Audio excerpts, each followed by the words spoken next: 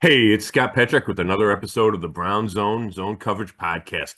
The bye week was no panacea for all the Browns' problems. The offense moved the ball, but only scored 14 points. The defense had another costly breakdown in coverage and continued to allow big plays. The special teams gave up a long punt return, and Dustin Hopkins missed three kicks. The Browns lost to the Saints 35-14, fell to 2-8, and now get Pittsburgh on Thursday night. Here to discuss, as always, is Dave Chudowsky of the WKYC Morning News. What's going on, Chud?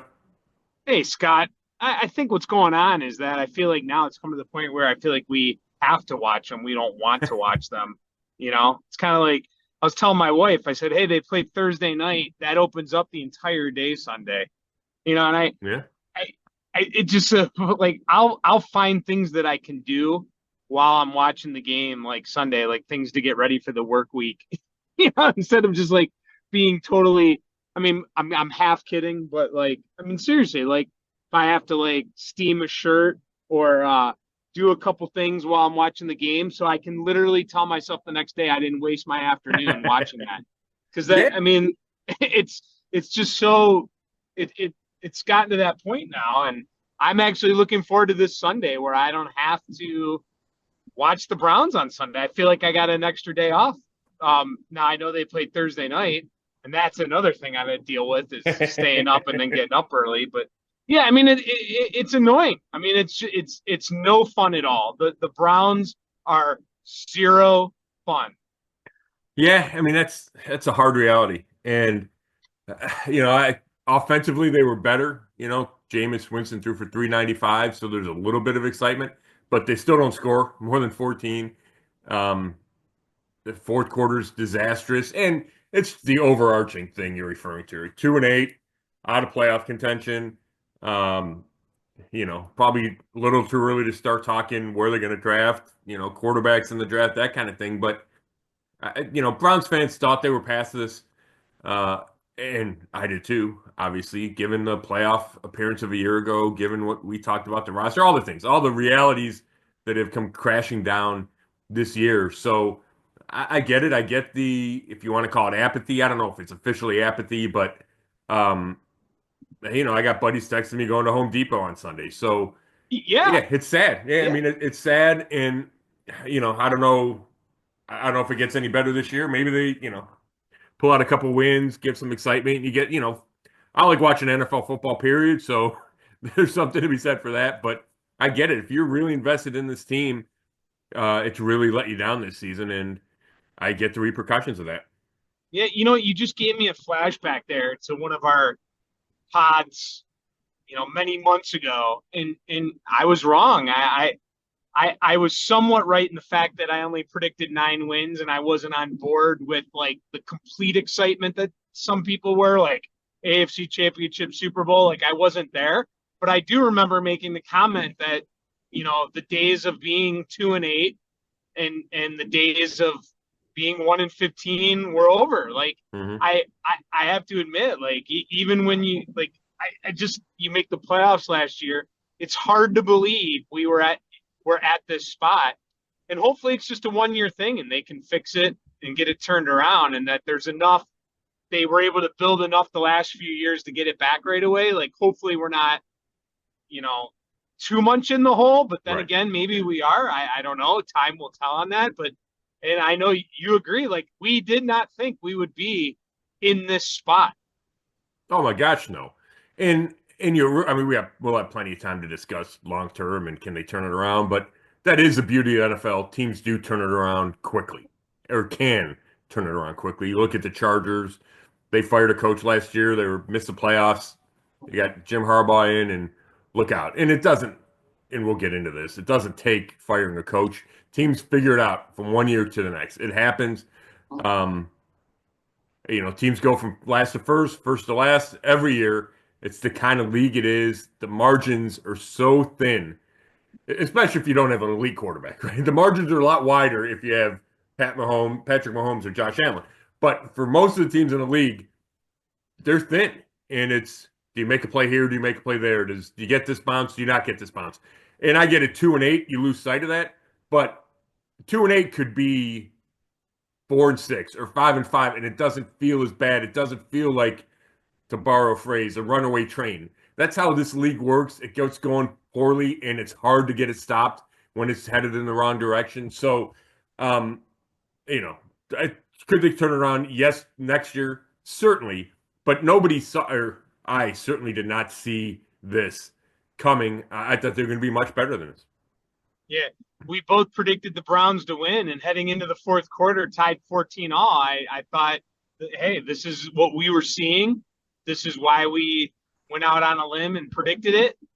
Thought it might happen, and then the fourth quarter was just a complete disaster. And then you're quickly slapped in the face and reminded, why are you picking the Browns, you idiot? Right, and maybe it sounds trite, but bad teams play bad football at the biggest moments. And that's what we're seeing. And it's not one thing. It's not just the offense. And, for a long time this year, it's the offense gives them no chance. And that was true. But at the same time, simultaneously, is special teams has not been nearly as good as it was last year and in years past. And it gives up a 53-yard punt return. And I think the score was still 14-14 at the time. And you give them a 53-yard punt return, and that sets up the 4th and 1 Taysom Hill touchdown run. Dustin Hopkins misses all those kicks. So that's your special teams part, letting the team down.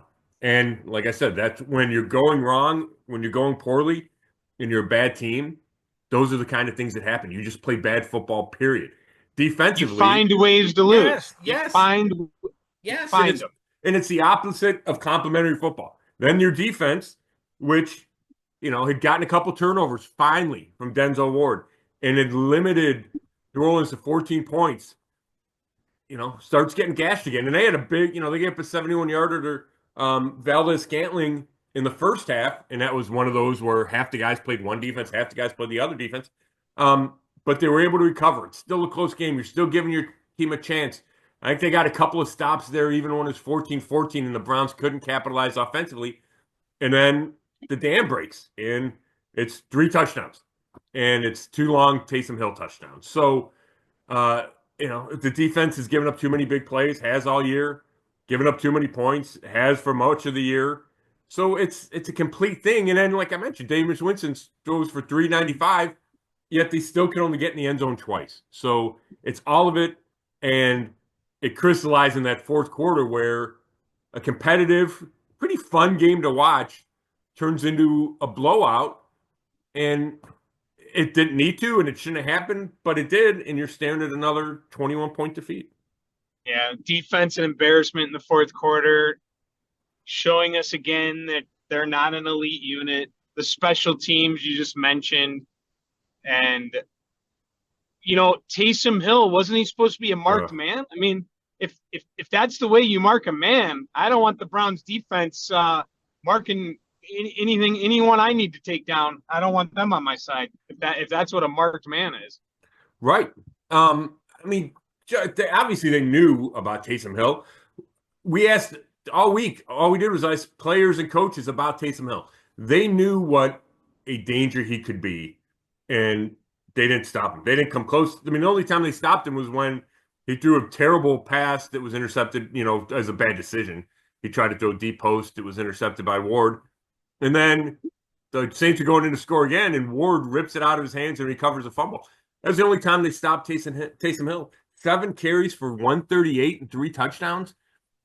These are historic kind of numbers for the fewest, for a small number of carries, and from not being a running back, right? The guy's a tight end that lines up at Wildcat quarterback.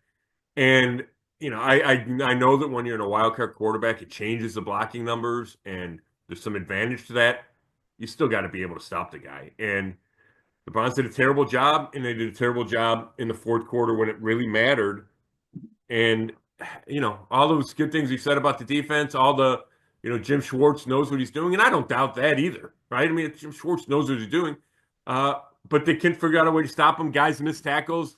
Guys get pinned in, don't set the edge and get pinned in and compromise, and a guy gets around the corner. All those things that we've just seen too many times this year. Yeah. Miscommunication in the defensive backfield again. right? Right, yeah. The guys playing different coverages leads to, Yeah. MVS running by himself down the field. Yeah. Yeah. Hey, what is going on with Dustin Hopkins? I don't know. He told reporters after the game that he thought he figured something out at halftime. Of course, he didn't get a chance to kick in the second half.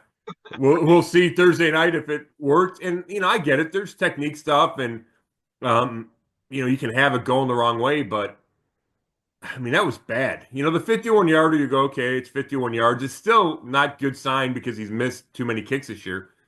Then he misses the 32 yarder, gets the reprieve, misses a 27 yarder, and it was the same kick. Like he just yanked it so far left, right off the Yeah. foot, that there's something obviously going wrong from a technique standpoint. And we all, anybody listening to this podcast know how much I like golf. It reminded me of a guy with a bad golf swing, and you're hitting the same shot over and over, and you're coming Yeah. over the top, or you got your club face closed, or whatever it is. It's like you want to say, hey, aim right. The ball's going left. Try aiming right. Maybe that would make a difference. But and he's 14 for 20 on field goals this year, which obviously is not good. And he was 33 for 36 a year ago. And kicking is fickle.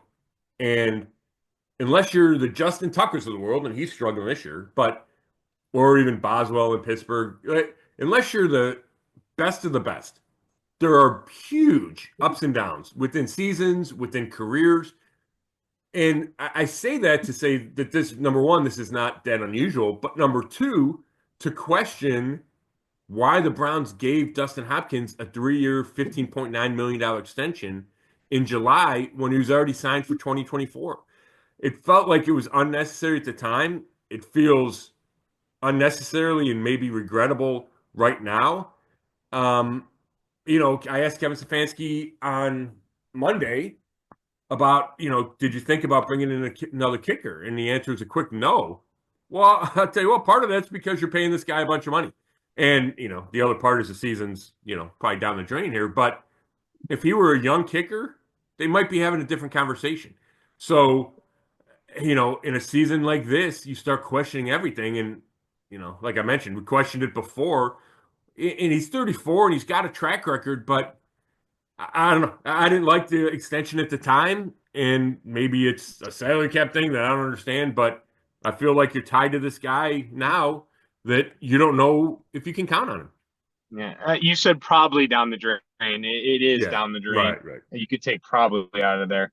But, you know, you just made me think there. It's like they make the deal for Watson, then they do this with Hopkins. There's other things you can point to, right? And then here's the other thing too, Scott. This is the performance that you get coming off a bye week. Yeah. I mean, you do have to start to wonder about the leadership at the top in the front office, on the field, everywhere. Yeah, well, I want to talk about Chud, and you're right. It felt like, okay, you get the bye, you get that break, maybe things will be better coming out of it. There's more energy, you're healthier than you had been, minus, Mike Hall Jr. gets hurt in practice last week, goes on IR, could be done for the year with the knee injury. The rookie defensive tackle, it's a setback. And then you have Dawand Jones, breaks his fibula, or his fibula is broken against the Saints. He's done for the year, goes on IR. It just happened about 5 minutes ago. They put him on IR. They signed Jaron Christian, who finished last year as their left tackle when they had all those tackle injuries. Anyway, my point is they are healthier, right? It felt like a new energy coming out of the bye. Let's figure some stuff out. They spent the bye week, with the self-scout, and we're going to work on this. And you saw improvements in the offense, not just Jameis Winston. I thought they ran the ball better than they had previously. And I wrote about that heading into the game, all the issues that they had running the ball. Nick Chubb didn't play a ton, but he ran for 50 yards. He had a long of 7. He averaged 4 point something a carry, which was, one of his better efforts of the season. So you saw some improvements, but you're right. It didn't solve the miscommunication on defense. It didn't solve the bad tackling on defense. It didn't solve the punt coverage. So, yeah, it's just more of the same, which leads us into, you talked about management and coaching. And I get it. And I get when you're 2-8, everything is called into question. I get wanting significant changes. But I felt compelled to write a column yesterday, and it's on brownzone.com, that I don't think it would be the right move to fire Kevin Stefanski. And I felt the timing was right to write that column because you hear talk about, well, if they lose to the Steelers, there's kind of a mini bye. That would be the time to make a coaching change. And that's true. Like logistically, if you're going to make a coaching change in season, you do it at the bye week or you do it when you play on a Thursday night. So that's legitimate. Mike Vrabel is seen on the sideline in New Orleans. And we know Vrabel looms over this because he's a former coach with Tennessee. He's going to be a future NFL coach, probably next year. Like he's going to be a hot coaching candidate. You see him rumored or connected to Las Vegas. Well, Mike Vrabel's been on the sideline at the home games this year, and he's in practice. He's at practice all the time. And I thought I saw him in Jacksonville in week 2 on the road. I don't know if that's true. This could have been his first road game. It just worked out from a scheduling standpoint. He's listening to the calls just like all the other, I know he's not a coach, but just like all the coaches do on the sideline. So people read into that, and I think they're reading too much into that. So my point is you have all these kind of people connecting dots, you have people calling for Stefanski's head and Andrew Berry's head. And I just don't agree that Kevin Stefanski should be fired. That's the bottom line. I'm not saying he's perfect. I'm not trying to say this year is a success by any stretch of the imagination. What I'm saying is I don't feel like 2-8 erases 11 wins from a year ago and 11 wins from 2020. And I feel like people act like, well, it's right now, they're losing, they got to make a change. And I understand the frustration, I understand the anger. I just don't agree with it. I think he's a smart coach. I think he's got the right temperament, the right personality. He's 42. I think he's only going to get better as a coach. And I don't know how you can easily forget what he did last year with all the quarterback injuries, with all the injuries across the roster. It's the same guy. And like I mentioned earlier, the NFL is volatile. You can be a good coach and have a bad season. It happens. So that's my opinion about Kevin Stefanski. Doesn't mean he won't get fired. I don't think it'll happen, even if they lose to Pittsburgh. I don't think it'll happen during the season. Could it happen afterwards? Surely. Could the Haslam's blow it all up? Surely. Could they keep Stefanski and fire Barry? Yes. Could they keep Barry and fire Stefanski? Yes. Anything is on the table when you're 2-8, and who knows how the season's going to end. I just think it would be a mistake to fire Kevin Stefanski. And I also think this organization has had 4 winning seasons since it came back in 99. And he's had 2 of them in the last 4 years. And I feel like that doesn't get enough credit or doesn't get enough weight in this discussion. Yeah, I tend to agree with you. I will say, though, that a bad sign for a head coach is if a team quits or looks like they quit. Scott, do you think, because there's a lot of talk out there the last few days, that this team quit on Sunday in New Orleans? Do you feel that's the case? I don't. And I saw that, Chud. I saw people mentioning that, talking about effort, talking about quitting. And I went back and I watched the fourth quarter, because that's when it would have happened. Right? It's 14-14. They're not quitting at 14-14. And I didn't see it. I watched every defensive play. If you want to point at Juan Thornhill on the 70, I think it was a 75-yard touchdown run by Taysom Hill. Thornhill sprints from the middle of the field to try to chase him down at the sideline. He gets caught in a block. Hill pops out the side, and Thornhill takes off after him and then realizes he's not going to catch him and doesn't sprint. If you want to point to that as not enough effort, I'll listen to that. It was a similar play. Thornhill on the MVS touchdown was looked like he'd start running hard and then slow down. If you want to point to those two things with Juan Thornhill, we can rip Juan Thornhill all day, and I got no problem with that. He's been a huge disappointment since they signed him in March 2023. Outside of those two examples, which if you watch the NFL all the time, when guys know they're not going to catch a guy, they usually stop sprinting because that's how it is. And you're trying not to get hurt and you're conserving energy or whatever it is. It's just not uncommon for a guy to be chasing and then stop chasing because he knows he's not going to catch the guy who's faster than him anyway. But if you wanted to say that it's a bad look from Thornhill and he should have run harder, I'll listen to that. Outside of those two examples, I didn't see it, Chud. And I was watching, like I said, I went back and watched every defensive snap in the fourth quarter, and I didn't see it. So I think they played hard all year. I think they played hard since day one when Kevin Stefanski got here. And I think it's easy for people to say they quit because they give up 21 in the fourth quarter. And just because that happens, I don't think that means they quit. You know, you look at the 4th and 1, it goes for a touchdown. Devin Bush gets caught inside on a block. That's not quit. It's bad technique or out of position, whatever. Jordan Hicks tries to make a tackle, misses. Grant Delpit tries to make a tackle, misses. I don't think they were quitting. I think they missed tackles. Guys have missed tackles all year. It happens in this league. So I did not see that, Judd. And you're right. If that happens moving forward, that's a big red flag. But I did not see it, and I was looking for it. Yeah. So maybe he'll quit a little bit, but the entire team. Yeah, and I do want to say this. That I asked Stefanski about that Monday. I said, "What'd you see of the effort when you watched the film?" And he said, "I saw us, not make the right big plays at the right time, or something along those lines." And then I go, "Yeah, but was the effort good enough, or whatever?" However, I followed up, and he said we got out executed. So he did not want to give me a direct answer on the effort, and I don't know if that's because if he said, "Yeah, the effort was great," people can point to those couple of Thornhill plays, or he just didn't want to get involved in that discussion. So I do think that's worth pointing out, and I thought it was worth asking him. But I'll just tell you what I saw when I rewatched it. I did not see that, and it's like I'm going to get on a quick rant here, Chud. It's like when people talk about, oh, they came out flat, and the players say that too. I think that's just like a go-to line. People say it. Like, you can give up plays as a defense. Like the Browns hadn't given up a score all year, and I didn't even know that until the broadcast. They hadn't given up a first possession score all year. Well, then the defense gives one up. Does that mean they came out with no energy, or does it mean the Saints called some good plays and caught the Browns in misdirection? Like, people are so quick to say this is, it's flat or there's no effort or no energy, and that can be true. But just because you don't start fast doesn't necessarily mean you have bad energy. You know what I mean? Just because you have a terrible fourth quarter, doesn't mean you quit. So, yeah, that was an amazing stat. My daughter actually pointed that out to me. I missed it, and she goes, "Dad, did you hear that?" Yeah, I did not know. I mean, I read a whole bunch of stats on these guys, and I did not know that one.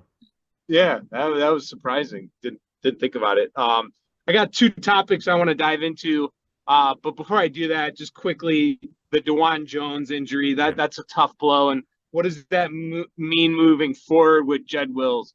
Yeah, well, first, it's a tough blow for him personally, obviously. And it's tough for this team because they wanted to use the second half of the season to evaluate him at left tackle. And they're not going to get that chance. And the sample size is not big for him being over there. Stefanski said, we've seen decent play out of him. Like nobody has gone over the top. Like, oh my God, he's been great at left tackle.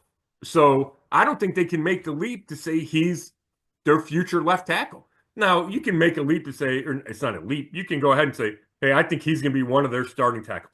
Now, you can clearly say that moving forward, or he's part of your 3-tackle mix or whatever happens to be. But I guess the point is they might have to find a new left tackle in free agency or high in the draft or whatever it is, because I just don't know if you can say, yeah, Dawand Jones is going to be that guy. As far as Wills, it's all up to the knee. And, they had an estimated practice report about Monday because they didn't actually practice, so they had to put one out. They said he wouldn't have practiced. His knee flared up at the end of last week. He didn't travel to New Orleans. He got treatment here. We'll see if he's able to go Thursday. I'm leaning toward he won't be able to play Thursday, which means it's probably Jermaine Ifedi playing left tackle with Jerron Christian as your backup, who they just signed. But I think the hope is for this team and Wills is that the knee gets healthy enough that he can play however many games, the last 5, 6, whatever number it is. Because for him, it's about building a resume for free agency. And if he can put together a string of games, that definitely improves his value on the open market. because I still think he's a starting tackle in this league. Obviously, he's not an elite left tackle, but he probably has to prove that, and he probably has to answer questions about his toughness and all those things, given the when he said business decision last week. So I think it's important for him if he can get back on the field, and it would be an upgrade talent-wise for the team because he's just better than a Fetty or Christian. Scott, I was a little disappointed considering Winston, played so well, especially stat wise, but it kind of took me back to last week when I mentioned that, I feel like if this team has an elite quarterback, they can turn it around.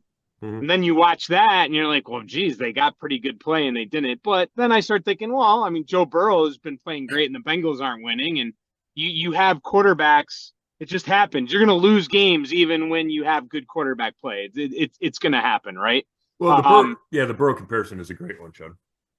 Yeah, and I just think that I still am standing by what we said last week, and we both agree that they can turn this thing around. I think that you get the energy. We've talked about this before. Like you get the energy of an elite quarterback or a great quarterback that makes plays, and we can name a bunch of them in the NFL. I think if they can get that just feeds to the defense. And I mean, I'm not saying it makes Hopkins make a field goal, but it might feed to the energy on special teams. It feeds down the chain, right? So I'm still going to back that point. But my question to you is, and I heard you talk about this on the radio, and I don't know. I just don't know if Jameis Winston, I like him as a backup. I like him as a guy who can come in if you need him. But I'm not quite sure that I think I want him to be the starting quarterback next year. What are your thoughts on that? Yeah, it's interesting. I'm a little torn on that, Chud. I think you're not going to have a lot of, let's say they don't pick a guy in the top 5 for whatever reason. Or you do and you need a bridge quarterback, whatever that circumstance is. I'm torn because the options aren't great. Right? You're not getting Mahomes or Allen or Burr or whatever. You're not getting that top tier guy. Maybe you draft him and then this is a different discussion. But let's assume you're looking for some kind of veteran quarterback. They all have flaws. Sam Darnold, if he's available. Daniel Jones. Like those are the kind of names you hear. Retread guys that you're hoping that they can resurrect their career with your team, kind of like Geno Smith did with Pittsburgh, with Seattle. Justin Fields is a name, Russell Wilson, and obviously they're having success in Pittsburgh with those guys, but they're not the franchise quarterback you're looking for. So, can Winston be in that pile of guys? I think he can. I think it's important to remember he hadn't started a lot of games in the last couple of years. So, just because he throws 3 picks against the Chargers, I think people were quick to write him off. And I think you have to have give a guy some time to get back into the groove. Now we've seen 2 out of 3 starts have been impressive. He's able to stretch the field, throw the ball down the field. Receivers, the Browns don't have the greatest crop of receivers yet. Jerry Jeudy, Elijah Moore, Cedric Tillman all make plays with Winston at quarterback. And I think that's a huge reflection on Winston and a huge selling point, especially when you contrast it to Deshaun Watson. So I'd like to see the rest of the season play out and see exactly what you have in Winston, because the last time he was a full-time starter was in 2021 or 2022 with the Saints, and he went 14 touchdowns, 3 interceptions, and they were 5-2, and then he tore his ACL. So I think it's, I'm looking it up, but I think it's 21. Right? So you see a guy that was making better decisions, that learned from Sean Payton, that learned from Drew Brees, and I think that could be in him. I get it. I get the worry when he drops back. I get the interceptions he's thrown throughout his career. It was 2021. But I think he deserves the rest of the season before we make a final decision on his future with the team. All right, Scott, we got to wrap it up here. Yeah. Let's get to Thursday night football. We're going to expect to get a little more Nick Chubb in this one, right? They kind of held back on him a little bit in the Saints game, right? Yes. Yeah, he only had 22 snaps, I think, 22 or 23. Stefanski said the quick turnaround was part of that decision. All right. I had them pegged for 4 wins total, not at the beginning of the year, but last week we talked about it. Now I'm leaning closer to 3. I thought the Saints would be one of those. I still think they'll win a game that you won't expect them to win, but I don't know if they're going to get 2 of those. I think 4 is still a possibility. Heck, they could lose out and only win 2. Yeah. I'll go first. Sure. Could they win on? I mean, we've seen the Browns win games on Thursday Night Football. They've done it quite often. I could see them upsetting the Steelers. It definitely could happen. I'm not going to rule it out, but I'm definitely not going to predict it. I'm going to go 20-16 Steelers. I think there's going to be a lot of Steelers fans in the building. I don't think there'll be a ton of energy for the Browns. And again, they could pull it off, but I'm going to go 20-16 Steelers. Maybe the Steelers don't play as well as they typically do. Sure. They're coming off that emotional win over the Ravens, but I'm going to go with that. Yeah, I like that, Chud. I mean, if the Browns had beaten the Saints, I would have picked them to beat the Steelers. Because this feels like a game the Steelers really could lose. They're coming off the tough game against the Ravens. It feels like they're playing over their heads a little bit. Just because they're winning all these close games. They're winning without scoring a ton of points sometimes. You have the 2 quarterbacks. Having said all that, the Browns keep finding ways to lose. The Steelers keep finding ways to win. I don't know how it makes sense to say that's going to stop happening Thursday. So while the Browns could certainly win, it would not shock me. It feels like an NFL, like an upset kind of game where the Browns could do it. I just think logically you have to pick Pittsburgh, and I'm going Pittsburgh. I'm going to go 23-20. And I keep having the Browns score 20 every week, even though they never do it. Yeah. Maybe Myles Garrett gets a strip sack for a touchdown or something. Yeah, it's possible. I mean, the way they win this game is if like Jameis Winston comes out and has one of those like throws 5 touchdowns somehow, and like it's something you just never see coming, and they something crazy like that. But the over under of 36. Oh my god! And the weather, it's supposed to be not good. So I don't know if that's going to happen. Yeah, I mean, they probably need a defensive touchdown if they're going to win this game, I would think. But, So. All right. Thanks, Chud. I got to get out to Berea. We got practice today. So appreciate it as always, Chud. And we'll figure out, I'll text you. We got to figure out when we're going to recap the game and talk about the next Monday night game, blah, blah, blah. But anyway, thank you as always, Chud. Thanks, everybody, for listening. This has been another episode of the Zone Coverage Podcast. And you can read all my work at bronzezone.com. Thanks.